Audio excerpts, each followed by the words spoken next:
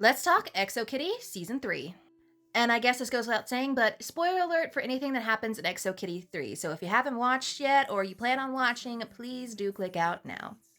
Season 3 kicks off where we left off at Season 2 with Kitty asking Minho to go on a tour with him. But of course, the whole first episode is a back and forth, will they, won't they, do they have the same feelings for me, culminating in a kiss at the end of episode 1, which I was not expecting. And their whole story arc this entire season was so interesting. Do I think the third act breakup was necessary? Maybe not. I also do think that Kitty was probably the least messy, surprisingly, of our core friend group this time around, so maybe that affected my feelings about things. But I will say he wrote a song for her and he chased her down the subway. So yes, is it my favorite season relationship wise? No, but I am excited hopefully for a prospective season 4. Moving on to everyone else. Yuri, broke Yuri. Man, this season was Yuri finding out what she wants to do in life. And I love that they gave Yuri a storyline outside of romance. However, her and Juliana getting back together, I'm still a little rocky on. Because let's just say, Pravina's who I'd want to go for in real life as a bisexual girly.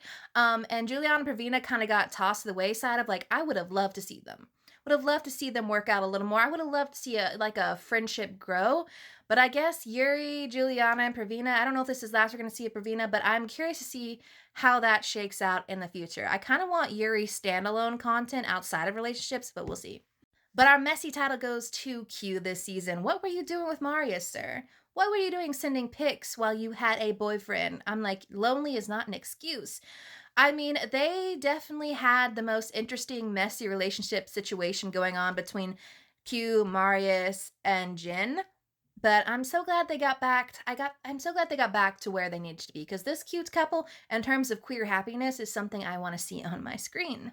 Then, of course, the biggest shock, the pregnancy scare this season. Obviously, no, I did not believe for a second Minho and Eunice hooked up, but I can see why Kitty had her suspicions, given that Minho was hiding things from her. And she's like, could you just, confirm some things, even if you're trying to be a good friend?